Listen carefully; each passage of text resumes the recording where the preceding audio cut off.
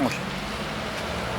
На економијата овде во Малешевскиот регион на потегот после Кочани се до Берово потребна е патна инфраструктура, потребни се нови инвестиции и домашни и странски, нови фабрики кои меѓусебно ќе се поврзат и кои ќе ги искористат ресурсите што ги дава ова локално подрачје и ќе пласираат производи од овој регион.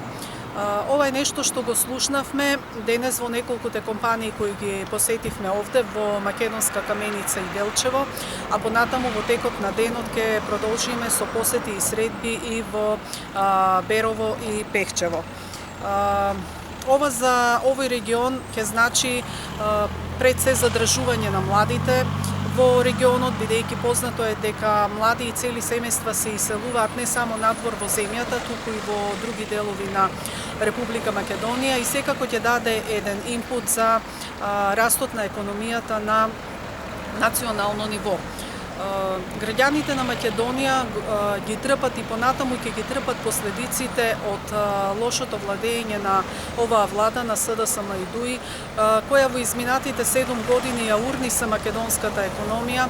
Видно од тоа што еве и 2023 година ја завршивме со катастрофално ниска стапка на економски раст од само 1%, најниска од сите земји во регионот со кои се споредуваме. Така Србија има 2,5%, Хрватска 2,8%, Албанија 3,5%, Црна Гора 6,6% стапка на економски раст во 2023 година.